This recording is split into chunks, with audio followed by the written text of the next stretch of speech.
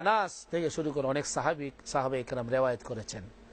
অনেক অনেক তাফসীরে তাবারি, তাফসীরে মাজহারি, তাফসীরে ইবনে কাসির, আল বিদায়া ওয়ান নিহায়া, দুররে মানসুর সহ বিভিন্ন কিতাবের মধ্যে এই রিওয়ায়াত বর্ণনা এসেছে এবং এত প্রসিদ্ধ লম্বা রিওয়ায়াত যে তার মজবুতিয়াত শক্ত অনেক বেশি। নবীজি সমস্ত মুসলমানদেরকে একত্র করলেন। আমার নবী ডাক দিলেন, হে সাহাবীরা শোনো তোমরা, আলাস্তু আউলা বিকুম, আমি কি তোমাদের জানের চাইতেও অধিক আপন নই? আমি কি তোমাদের নিকট তোমাদের জান থেকে অধিক আপন না? সাহাবীরা বলেন, ক্বালু বালা, নিশ্চয়ই আপনি আমাদের জানের থেকে অনেক প্রিয়, অধিক আপন আমাদের জান থেকে। কারণ নবীজি বলেছেন বুখারী শরীফের হাদিস, লা ইউমিনু আহাদুকুম হাত্তা আকুনা আহাব্বা ইলাইহি মিন ওয়ালিদিহি ওয়া ওয়ালাদিহি ওয়ান নাসি আজমাইন। ততক্ষণ পর্যন্ত তুমি মুমিন হতে পারবে না যতক্ষণ পর্যন্ত তোমার পিতা মাতা আওলাদ সন্তান জান মাল সমস্ত কিছুর চাইতে আমি নবীকে মহব্বত না করবে, ভালো না বাসবে, ততক্ষণ পর্যন্ত তুমি মুমিন হতে পারবে না।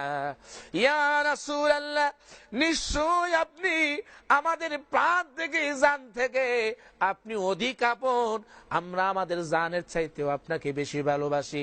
আমার নবী রাহমাতাল লিল আলামিন হযরত আলী হায়দারে কাররা শেরে খোদা আসাদুল্লাহিল গালিব, ওনার হাত মুবারক হাতের মধ্যে ধরে আমার নবী এইভাবে উপরে উঠাইলেন।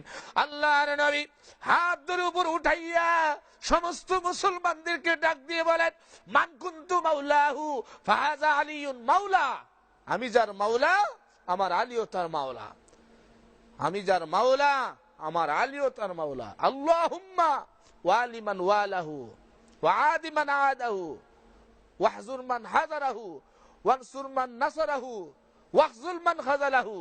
আল্লাহ তুমি আলীর সাথে থাকো যে আমার আলীর সাথে থাকে, আল্লাহ তুমি তাকে সাহায্য করো যে আমার আলীকে সাহায্য করে, আল্লাহ তুমি তার দুশমনি করো যে আলীর দুশমনি করে। প্রসিদ্ধ হাদিস, বিখ্যাত হাদিস, স্বীকার করার কোনো উপায় নাই। কিন্তু আমরা তো অনেক আলেমদের মুখ দিয়ে এই কথাটা আসবে না, বের হয় না, বলতে চায় না।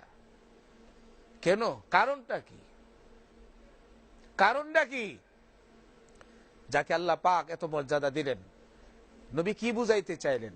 মুমিনদের অভিভাবক নবী, মুমিনদের অভিভাবক নবী, যার অভিভাবক নবী, যার মাওলা হযরত আলী কাররামাল্লাহু ওয়াজহু, তার মাওলা, তার অভিভাবক। নবী যখন প্রথম প্রশ্ন করেছিলেন, আলাস্তু আউলা বিকুম মিন আনফুসিকুম, আমি তোমাদের জানের চাইতে কি অধিক আপন নই? সাহাবীরা বললেন, ক্বালু বালা, নিশ্চয়ই। তারপরে নবী এই হাদিস ঘোষণা দিলেন, প্রমাণ হয়ে গেল আমার নবীর নিকট যে আমার নবীর নিকট জানের চাইতে অধিক আপন, নবীজি যার নিকট, তার কাছে মাওলা আলী ও জানের চাইতেও অধিক আপন হতে হবে। যদি আমাকে তোমার জানের চাইতেও বেশি ভালোবেসে থাকো তো আমার আলীকেও ভালোবাসো, আমার আলীকেও ভালোবাসো। মুমিনের যে মুমিনের অভিভাবক আমি নবী, সেই মুমিনের অভিভাবক আমার আলীও। সুবহানাল্লাহ, সুবহানাল্লাহ, এত মর্যাদা। আল্লাহ পাক আয়াতে কারিমা নাজিল করেন, ইয়া আইয়ুহার রাসূলু বাল্লিগ মা উনজিলা ইলাইক ওয়া ইল্লাম তাফআল ফামা বাল্লাগতা রিসালাতা। আল্লাহ পাক আয়াতে কারিমা নাজিল করেন, এত মর্যাদা আল্লাহ পাক ওনাকে দান করেছেন। শুধু তাই নয়, আমার নবী হুজুর নূরে খুদা, নূরে মুজাসসাম, রাউফুর রহিম, হায়াতুন নবী, জিন্দা নবী, রাহমাতাল লিল আলামিন, যখন মক্কা বিজয় হলো, মক্কা বিজয় হওয়ার পরে আমার নবী কাবা শরীফের ভিতরে প্রবেশ করলেন। নবীজি কাবা শরীফের ভিতরে প্রবেশ করে সেদিন ঘোষণা দিয়েছিলেন জা আল হাক্কু ওয়া যাহাকাল বাতিল ইন্নাল বাতিলা কানা যাহুকা। আমার নবী ভিতরে প্রবেশ করলেন, মক্কা বিজয় হলো। নবীজির লাঠি মুবারক দ্বারা মূর্তিগুলোর টাচ করলেন, কারণ কাবার ভিতরে অনেকগুলো মূর্তি ছিল, মূর্তি পূজা করতো ওরা। নবীজি লাঠি মুবারক দ্বারা আঘাত করলে মূর্তিগুলো ভেঙ্গে চুরমার হয়ে যায়। মনে হয় যেন এতদিন পর্যন্ত এই মূর্তিগুলো অপেক্ষায় ছিল কখন আল্লাহর নবী আসবেন, নবীর কদম মুবারকে এই মূর্তিগুলো লুটিয়ে পড়বে। সুবহানাল্লাহ।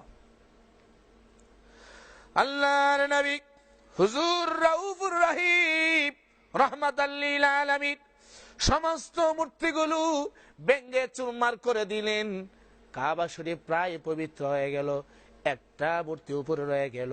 নবীজি আমার ওই মূর্তিটারে হাত মুবারক দ্বারা নাগালে পাচ্ছেন না, অনেক বড়ে। নবী আমার ডাক দিলেন, আইনাল আলী, লাব্বাইকা ইয়া রাসূলুল্লাহ। আলী রে, তুমি আমার কাঁধের উপরে উঠো রে আলী, আমার কাঁধের উপরে উঠিয়া ওই বড় মূর্তিটারে ভেঙ্গে ফেলো। ইয়া রাসূলুল্লাহ, বেয়াদবি মাফ করবেন, ও নবী আপনি আমার কাঁধের উপরে উঠেন, আমি আপনার কাঁধ মুবারকে উঠতে পারবো না, এমন বেয়াদবি আমি করতে পারবো না। আমার নবী বলেন, আলী রে, আমি তোমার কাঁধের উপর, তুমি আমার কাঁধের উপরে উঠো। ও আলী, তোমাকে কিসে বাধা দিল আমার কাঁধে উঠতে রে আলী? তুমি তো ছোট্ট কালে আমি নবীর কুলে লালন পালন হয়েছ, তুমি তো ছোট কালে আমার কোলেই বড় হয়েছ, আমার কাঁধে উঠেছ, আমার কোলে লালন পালন হয়েছ। ও আলী, তোমার কিসে তোমারে বাধা দেয় আমার কোলে উঠতে, কাঁধে উঠতে? হুজুর আমার বেয়াদবি হবে, আমার ভয় লাগে, আমি পারবো না, আপনি উঠেন। আমার নবী আলী রে, আমার নবুয়তের ওজন এত বেশি যে তুমি ধারণ করতে পারবা না, তুমি উঠো।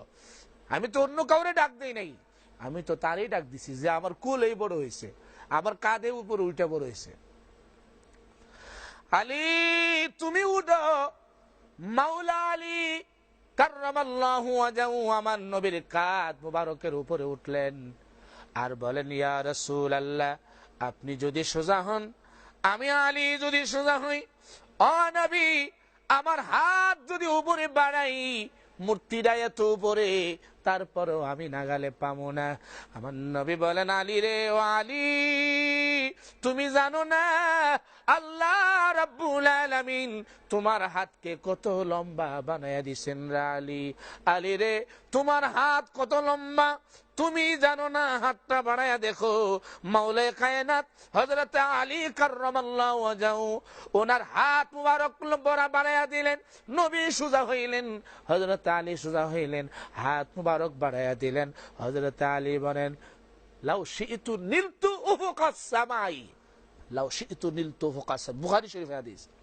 যে আমি সোজা হইলাম, হাত বাড়াইলাম, আমার মনে হয়েছে খোদার আরশটারে আমি আলী ধরে ফেলেছি, আমার হাত এত লম্বা হয়ে গেছে। এই হাত হচ্ছে বেলায়েতের হাত, এই হাত হচ্ছে মারিফতের হাত, এই হাত হচ্ছে খোদার শক্তির হাত।